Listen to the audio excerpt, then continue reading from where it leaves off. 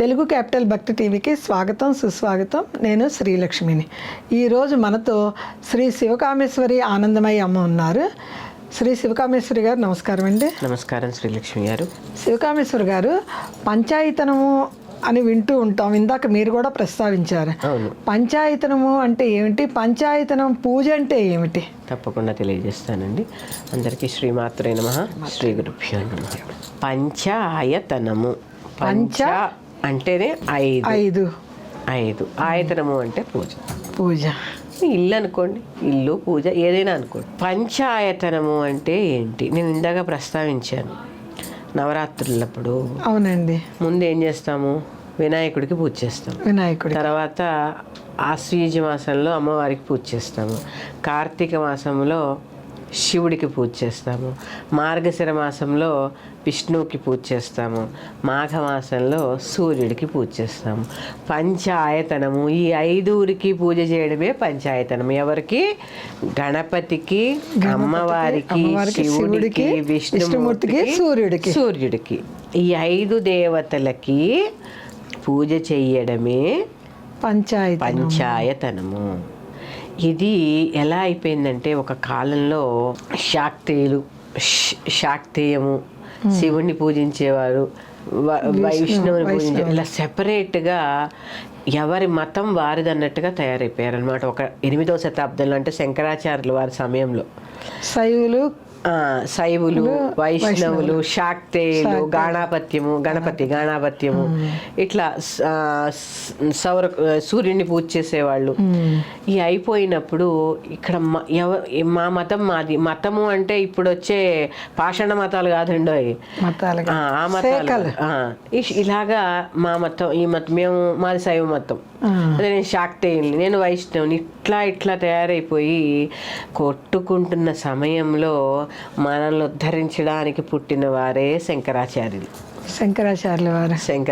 ఎన్ని ప్రతిపాదనలు తీసుకొచ్చారండి. మన కోసమే అమ్మ పంపించినట్టుంది.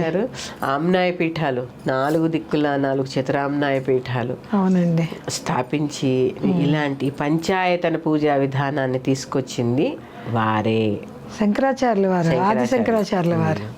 ఇక్కడ ఎట్లా తీసుకొచ్చారు అంటే, నేను లలితా ఉపాసకురాలిని, నేను అమ్మవారిని పూజ చేస్తాను. నేనేం చేస్తాను? కేంద్రములో అమ్మవారిని ప్రతిష్ఠ చేసుకుంటాను. మధ్యలో అమ్మవారిని, అంటే 5 స్థానాలు అనుకోండి. ఒకటేమో ఈశాన్యము, ఒకటి ఆగ్నేయము, ఒకటి నైరుతి, ఒకటి వాయువ్యము, ఒకటి ఈశాన్యము. ఈ మధ్యలో నేను పూజించే దేవత అమ్మవారు. నాకు అమ్మవారు ఇష్టం. మిగిలిన 4 పక్కలా ఉంటారు. నైరుతిలో వినాయకుడు ఉంటాడు, ఈశాన్యంలో విష్ణుమూర్తి, అట్లా ఆగ్నేయంలో సూర్యుడు ఉంటాడు. అలా మిగిలిన 4 దేవతలు 4 పక్కలా ఉంటారు. 4 పక్కన 4 దేవతలు, మధ్యలో మాత్రం అమ్మవారు. నాకు అదే విష్ణుమూర్తిని పూజించేవారు ఉంటారు. విష్ణుమూర్తిని పూజించే వాళ్ళకి మధ్యలో విష్ణువు ఉంటాడు, ఈశాన్యంలో శివ పార్వతులు ఉంటారు, ఆగ్నేయంలో ఏమో సూర్యుడు ఉంటాడు, నైరుతిలోనేమో గణపతి ఉంటాడు, వాయువ్యంలో అమ్మవారు ఉంటారు.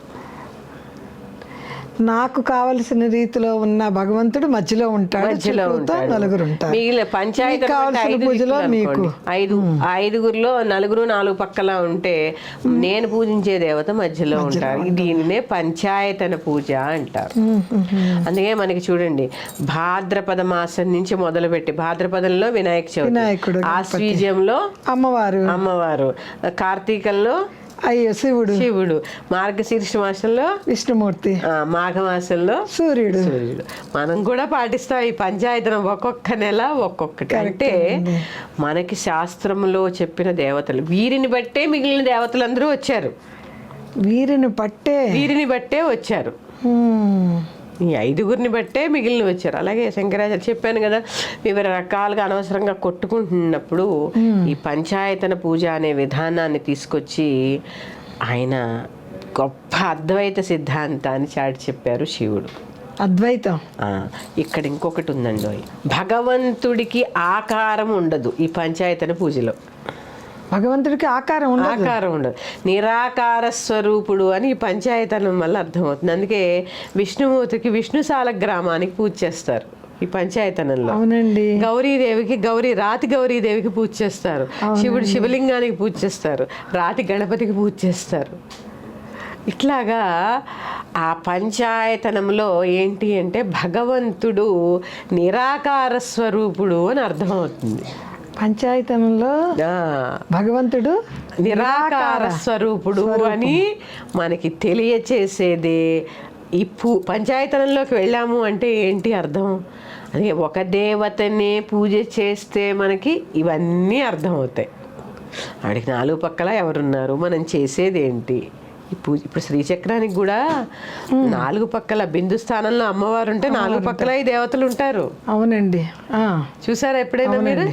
సూర్యుడు, గణపతి, ఇక్కడేమో విష్ణుమూర్తి, ఈశాన్యంలో శివుడు పార్వతి ఉంటారు. అవునండి. ఇది పంచాయతనం. అందుకే ఎప్పుడైనా ఒక దేవతనే పూజ చేసినప్పుడు ఇవన్నీ అర్థమవుతాయి. మనం ఏం చేస్తూ ఉంటాం, లేచిన దగ్గర నుంచి సోమవారం శివుడు, మంగళవారం ఆంజనేయ స్వామి, బుధవారం విష్ణుమూర్తి, గురువారం ఏమో ఇంకొకరు, శుక్రవారం లక్ష్మీదేవి, శనివారం వెంకటేశ్వర స్వామి, ఆదివారం సూర్యుడు. ఇన్ని దేవతల్ని పూజించే కన్నా నేను పూజించే దేవతే ఇన్ని రకాలుగా ఉన్నారు అని భావన. ఇదే చైతన్యాన్ని అందరిలో చూడాలి. ఎలా చూడాలి? వారికి ఆకారమే లేదు, నిరాకార స్వరూపుడు కాబట్టి. ఇది పంచాయతన పూజ యొక్క విశిష్టత. పంచ అంటే 5. అంటే అమ్మ మీరు చెప్పారు సాలగ్రామం అందరూ పెట్టుకోవచ్చు అంటారా? అందరూ అంటే ఇప్పుడు ఎప్పుడైతే ఒక దేవతనే చేస్తుంటామో ఉపాసనలోకి వెళ్ళినట్టేగా. ఉపాసన అన్నట్టేగా పెట్టుకోవచ్చండి. సాలగ్రామం పెట్టుకోకూడదని ఏం లేదు, నియమాలు ఉన్నాయండి. ఇప్పుడు మా ఇంట్లో ఇంకా ఉంది సాలగ్రామం మా నాన్నగారి దగ్గర. విష్ణు సాలగ్రామాలు ఉన్నాయి, శివ సాలగ్రామాలు ఉన్నాయి. గృహస్థు పెట్టుకోకూడదని ఏం లేదండి. కాకపోతే నియమ నిబద్ధత నిష్ఠ.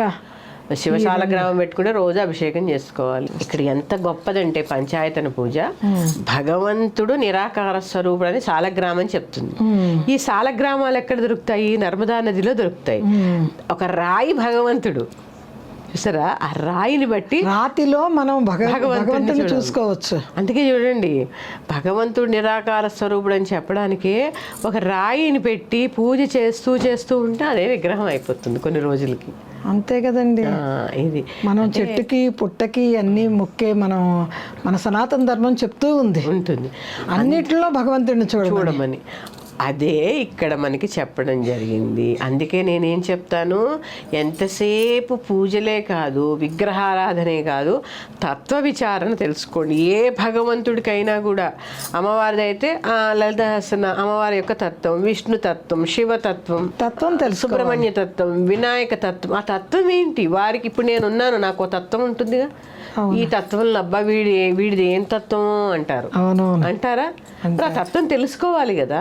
భగవంతుడికి కూడా అంతే, తెలుసుకుంటేనే లోతుకు వెళ్ళగలుగుతాం. ఎప్పుడైతే ఈ తత్వ విచారణ మనలో మొదలవుతుందో భగవంతుడు నిరాకార స్వరూపుడు అన్న విషయం అర్థమవుతుంది మనకి. తత్వ విచారణ ముఖ్యము. మనం అష్టోత్తరం చేసుకొని పూజ అయిపోయింది, సహస్రం చేసుకొని పూజ అయిపోయింది అనుకుంటే కాదు. తత్వ విచారణకి వెళ్ళాల్సిందే. మంత్రార్థము తెలుసుకుంటే తత్వ విచారణ తెలుసుకున్నట్టే. మంత్రార్థం, ఒక శ్లోకానికి అర్థం తెలుసుకుంటే తత్వ విచారణ తెలుసు. అంతే కదా. తత్వం అంతా ఆ శ్లోకంలోనే ఉంటుంది, బోధపడినట్టేగా, బోధపడుతుంది. అందుకనే మీరు అర్థం చేసుకొని చదవండి అని చెప్పి మొత్తుకుంటూ ఉంటాను. పంచాయతన పూజ అంటే ఏం లేదు, మన ఇష్టదేవతని కేంద్రంలో ఉంచి నలుగురు పక్కల 4 దేవతలను పెట్టాలి. భగవంతుడు నిరాకార స్వరూపుడు అని మనకు తెలియజేసేది ఈ పంచాయతన పూజ. పంచాయతన పూజ చాలా విశిష్టమైనదండి. మనం అసలు అందరూ చేసుకోవాల్సింది పంచాయతన పూజే. చూడండి, మన దేవుడి మందిరంలో ఎన్ని విగ్రహాలు ఉంటున్నాయి. అవునండి. కాదు, ఇదే ఉండాలి. సరే, నేను నిరాకారం అనుకున్నాను, మీరు ఆకారం పెట్టుకున్నా ఇలాగే ఉండాలి. అంటే ముందమ్మ ఆకారంలోంచి చూసుకుంటూ వెళుతూ మీరు చెప్పినట్టు తత్వ విచారణ చేసుకుంటూ ఉంటే నిరాకారం అర్థమవుతుంది, పంచాయతనంలోకి వెళ్ళగలుగుతాం. ముందే పంచాయతనం పెట్టుకుంటే కూడా ఫోటోలు ఏవో పెట్టుకుంటూ ఉంటాం కదా. అవునండి. ఈ 100 ఫోటోలు, వినాయకుడు 100, అమ్మవారు 100, ఇలా ఎందుకు? ఉండాల్సినవి కూడా ఇవే. నిజమే. ఇప్పుడు విష్ణుమూర్తి ఉన్నాడు. ఆ విష్ణుమూర్తి శ్రీరాముడు, లేకపోతే వెంకటేశ్వర స్వామి ఆయనేగా. అమ్మవారిని పెట్టుకున్నాము లక్ష్మో, సరస్వతో, లలితో, దుర్గాదేవో అమ్మవారు. ఇక సూర్యనారాయణమూర్తి. అలాగే శివ కుటుంబాన్ని కంపల్సరీ ఫోటోలు. కొన్ని ఫోటోలు నేను చెప్తాను. పూజా మందిరంలో ఉన్న ఫోటోల్లో ముఖ్యమైనది శివ కుటుంబం. శివ కుటుంబం, శివుడు, పార్వతి, అలాగే షణ్ముఖుడు, గణపతి. ఈ శివ కుటుంబం ఉన్న ఇంట్లో అన్న వస్త్రములకి లోటు ఉండదు. శివ కుటుంబం ఉన్న ఇంట్లో దేవుడి గదిలో ఖచ్చితంగా పెట్టుకోవాల్సింది. అలాగే సీతారాములు, లక్ష్మీనారాయణులు, అలాగే గణపతి ముందు ఆదిదేవుడు, ఆయన ముందు ఆయన్నే కొలవాలి గణపతి. ఈ గణపతులు కూడా ఎన్ని ఫోటోలు ఉంటాయంటే కొందరు ఇళ్లలో చూస్తానండి నేను, ఇంత విగ్రహాలు గణపతి 3, 4 ఉంటాయి. ఎందుకని? ఒకటి చాలు, గణపతి ఒకటి చాలా. మళ్ళీ దీనికి పెట్టేసుకుని పెద్ద కన్ఫ్యూజన్ ఏంటో తెలుసా అండి, కుడివైపు ఉండాలా తొండం, ఎడం వైపు ఉండాలా, లేకపోతే మధ్యలోకి ఉండాలా, ఇదో మీ మాంస. ఇక అసలు గణపతి తత్వం, ఆయనకి పెద్ద చెవులు ఎందుకున్నాయి, చాలా వింటాడు కాబట్టి. చిన్న కళ్ళు ఎందుకున్నాయి, సూక్ష్మ దర్శనం చేస్తాడు కాబట్టి.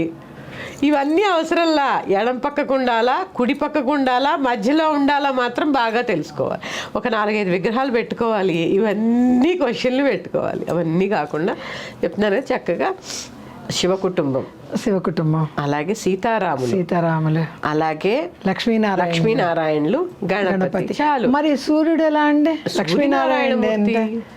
సూర్యనారాయణమూర్తి. సరే పంచాయతనం దాకా వెళ్ళకపోయినా నారాయణుడు ఆయనే విష్ణుమూర్తి ఫోటో పెట్టుకుంటున్నారు కదా. సీతారాములు ఎందుకు చెప్పాను, రాముడు ఏ వంశస్థుడు? అవును, సూర్యవంశమే కదా. మరి అందుకే చెప్తా, లక్ష్మీనారాయణులు వేరే, సీతారాములు వేరే పెట్టుకోండి. ఇంకా రామ పట్టాభిషేకం ఫోటో దొరుకుతుంది మీకు. అవునండి. అది ఎక్కడ పెట్టుకోవాలి తెలుసా అండి, మనం బయటికి వెళుతూ ఉంటామే, ఇంట్లోంచి బయటికి వెళ్ళినప్పుడు లోపల వైపు ఇంట్లో పైన పెట్టుకుని వెళ్ళేటప్పుడు కనుక రామ పట్టాభిషేకం దర్శనం చేసుకుని బయటికి వెళ్ళి మనం వస్తూ ఉంటే దిగ్విజయం కలుగుతుంది ఏ పనిలో అయినా. రామ పట్టాభిషేకంలో అందరూ ఉంటారు. అవునండి. ఇంకా తెలుసా మీకు, మన లలితా పరివారం ఫోటో పెట్టుకుంటే ఎంతమంది వస్తారండి? చాలు. అందులో ఉన్నారుగా, గణపతి ఉన్నాడు, షణ్ముఖుడు ఉన్నాడు, శివుడు ఉన్నాడు, విష్ణువు ఉన్నాడు, అమ్మ ఉంది, లక్ష్మి ఉంది, వాణి ఉంది. అంటే మనం బయటికి వెళ్ళేటప్పుడు తలుపు పైన ఉండాలి. ఏది రామ పట్టాభిషేకము, గణపతి 2 ఉండాలండి ఖచ్చితంగా. గణపతి, రామ పట్టాభిషేకం. గణపతి ఏమో విఘ్నాలు లేకుండా, రామ పట్టాభిషేకం ప్రతి పనిలో దిగ్విజయాన్ని అందిస్తుంది. శ్రీరామ జయం కదండి. రామ పట్టాభిషేకం అంటే ఏంటి, ఆయన జయించి అందరిని, రావణాసురుణ్ణి జయించి పట్టాభిషేకం చేసుకున్నాడు. ఆ జయం కలుగుతుంది అనమాట. అందుకని మనం ఇంట్లోంచి బయటికి వెళ్ళినప్పుడు ఆ పైన కానీ హాల్లో మనకు కనపడేలా పెట్టుకుని ఒకసారి దర్శనం చేసుకుని వెళితే. ఇప్పుడు వివాహాలు చేస్తున్నప్పుడు పెళ్ళిళ్ళలో కూడా అండి రామ పట్టాభిషేకం పెట్టుకొని అక్కడ పెళ్లి కూతురుతో దీపారాధన చేసి కొబ్బరికాయ కొట్టిన తర్వాత పెళ్లిపెట్ల మీద కూర్చోబెడతారు. చాలా వరకు ఆచారం ఉందన్నమాట. కంపల్సరీ. అందుకే శ్రీరామ జయం, రాముడు అంటేనే జయం అంటాను. శ్రీమాత్రే నమః.